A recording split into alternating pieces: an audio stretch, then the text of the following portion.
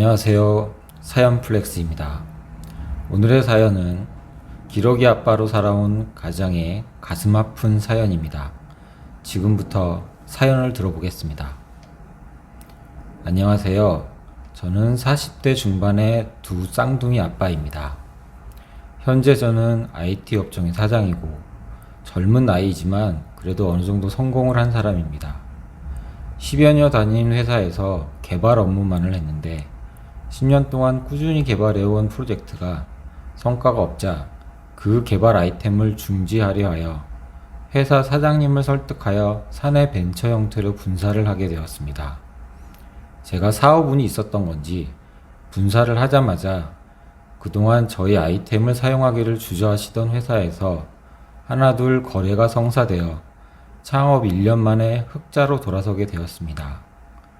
그 이후부터는 독점 특허를 가지고 있는 우리 회사 제품이 업계에 지속적으로 납품을 하게 되어 10여 명의 소수 정예이지만 정말 알짜인 매출을 올리는 IT 업체가 되었습니다.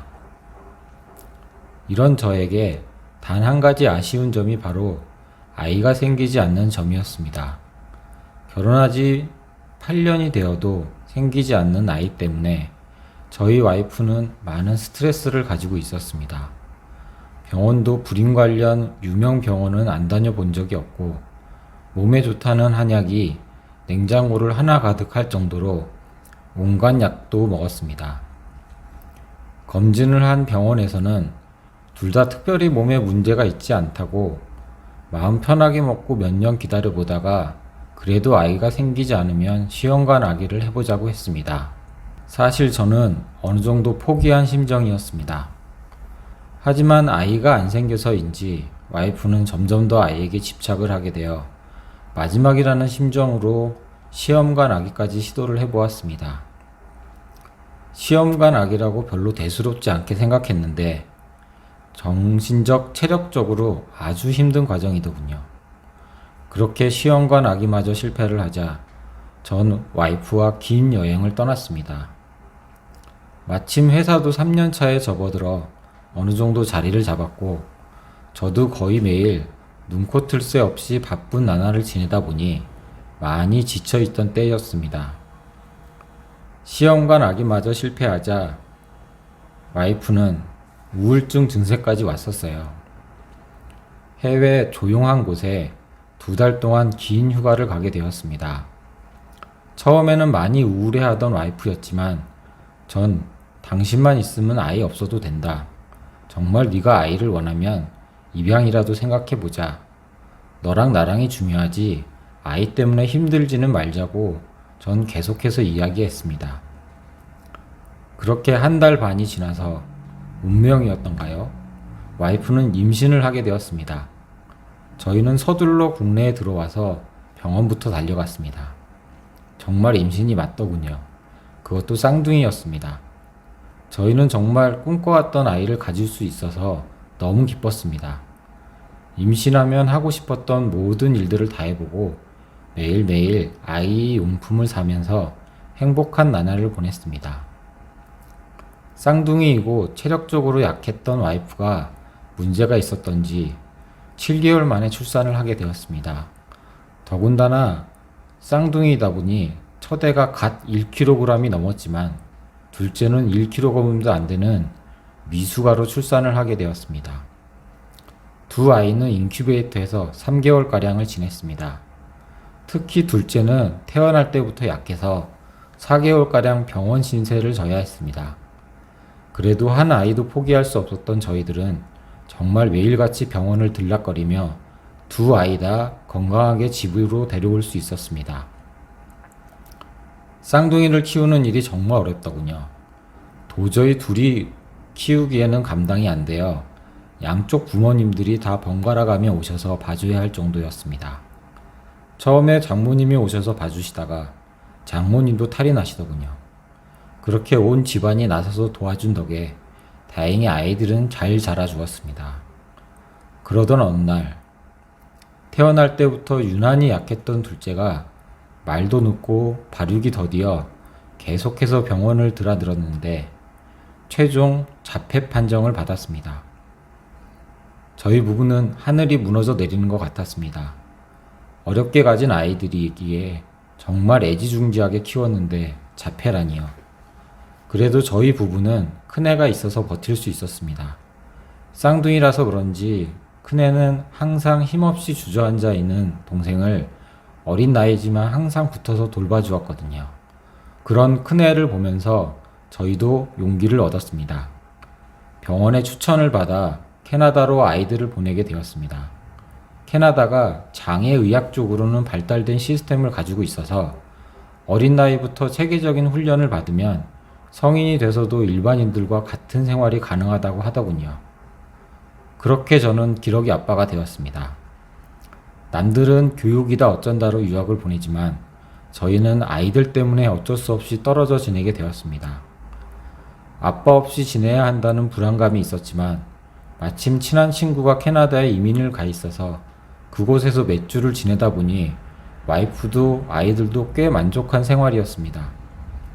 특히 자폐 전문 기관이 있어 체계적으로 교육을 시키는 거에 감명을 받았습니다. 친구의 집 근처에 집을 계약하고 그렇게 우리 가족은 떨어져 지내게 되었습니다. 처음엔 걱정도 많았지만 요즘은 워낙 통신도 발달해서 거의 매일같이 영상통화를 하니 그래도 떨어져 있다는 생각이 많이 안 들었습니다. 무엇보다도 국내에 있을 때 많이 힘들었던 와이프였던지라 하루 8시간 이상 봐주는 기관에 아이를 맡기고 자기 시간을 가질 수 있어서 많이 편해지고 밝아졌습니다. 주변 엄마들과 골프도 치러 다니고 영어 학원도 다니고 한국에서는 누릴 수 없는 여유로움을 만끽하며 지내더군요. 저도 1년에 두세 번씩은 캐나다를 오가며 점점 나아지는 둘째를 보며 나 하나 좀 고생해서 이렇게 다들 행복할 수 있어서 너무 다행이었습니다. 그러던 중 캐나다의 친구와 단둘이 술을 먹는 와중에 은근히 이야기를 하더군요. 와이프 관리 좀 하라는 소리를 들었습니다. 여기 온 아줌마들이 다 혼자라 거기 휩쓸려 다니면 함께 바람도 나고 한다고. 이제 애들은 어느 정도 자기 앞가림을 할 수 있으니 와이프 좀 챙기라 하더군요. 저는 그냥 우스갯소리라 걱정해 주는 것으로 여겼습니다. 어쩌다 한 번씩 봐서인지 우리 부부는 간만에 봐서도 예전처럼 부부가 살갑게 여겨졌거든요.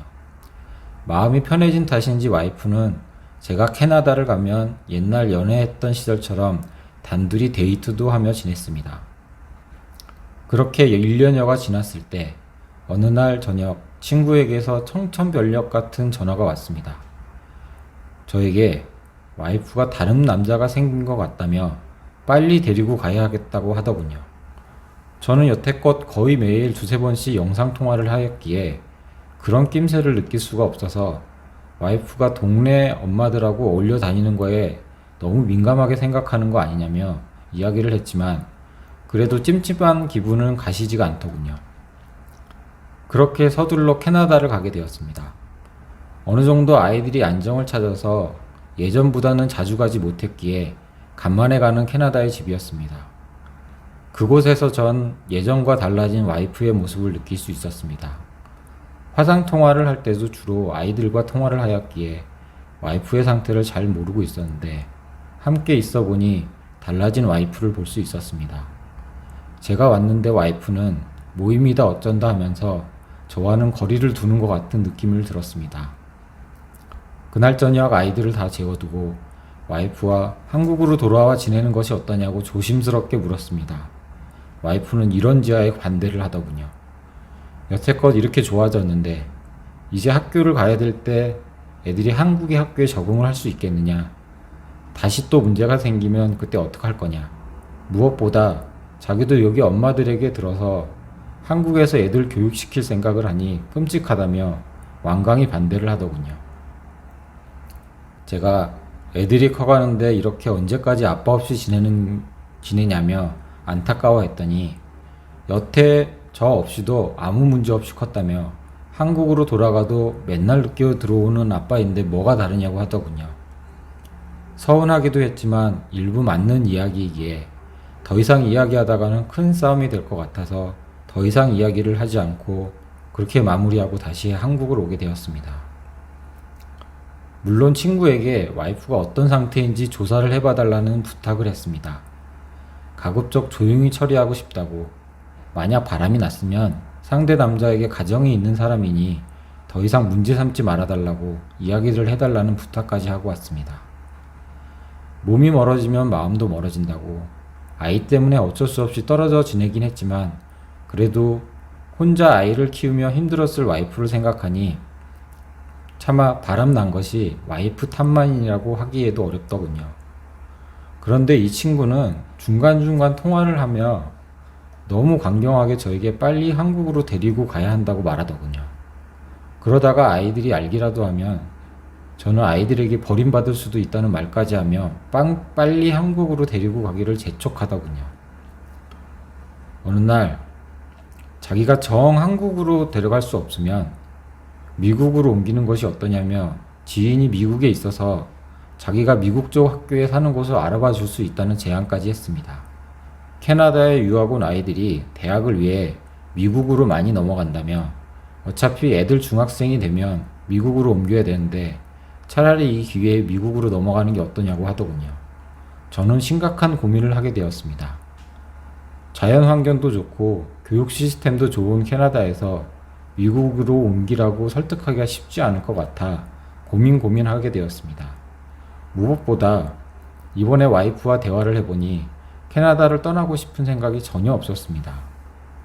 그렇게 고민을 거듭거듭하며 이러지도 저러지도 못하는 어느 날 저는 충격적인 전화 한 통을 받게 되었습니다. 캐나다에 사는 친구의 와이프였습니다. 평소 조용조용한 스타일로 같이 식사나 하고 별로 대화를 나눈 적이 없는 친구의 와이프였기에 저에게 걸려온 전화는 의외였습니다. 친구 와이프 입에서 나온 이야기는 저에게 너무나도 충격적인 일이었습니다.